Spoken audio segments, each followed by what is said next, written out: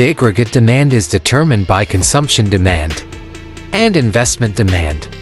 Thus, his curve relates different equilibrium levels of national income with various rates of interest.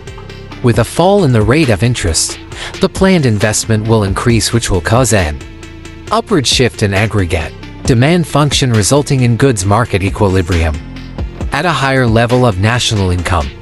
Derivation of his curve. The derivation of his curve can be made in terms of a four-part diagram. In Part A, we have drawn investment function that shows the inverse relationship between investment and the rate of interest. Part C plots the saving function that represents direct relationship between income and saving. Part B is simply a 45 identity line. And Part D plots his curve.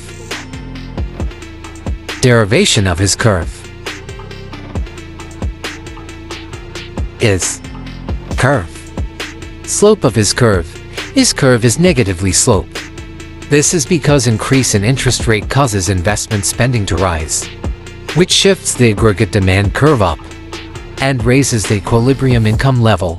Also, increase in interest rate causes investment to fall, which shifts aggregate demand curve down and lowers the equilibrium income level. Is curve. Shifts in his curve.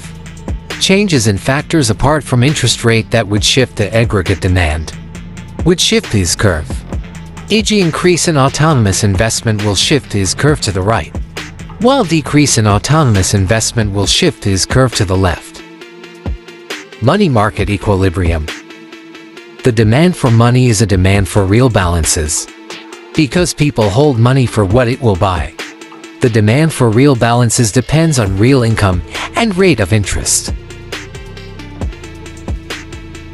Derivation of Ulam curve. A four-part diagram may be used to derive the Ulam curve. In above Fig. Part A shows a proportional relationship between money income and transaction demand for money. M equals pi. Part C represents speculative demand for money. M equals FR. The schedule in B is an identity line that mechanically divides money supply into transaction and speculative elements. Part D represents the Ulam curve. Ulam curve. In summary, his curve shows a combination of interest rates and income levels that is consistent with equilibrium in the market for goods and services.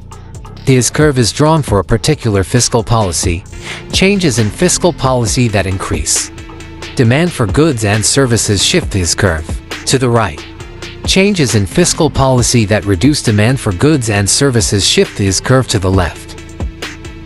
Thank you.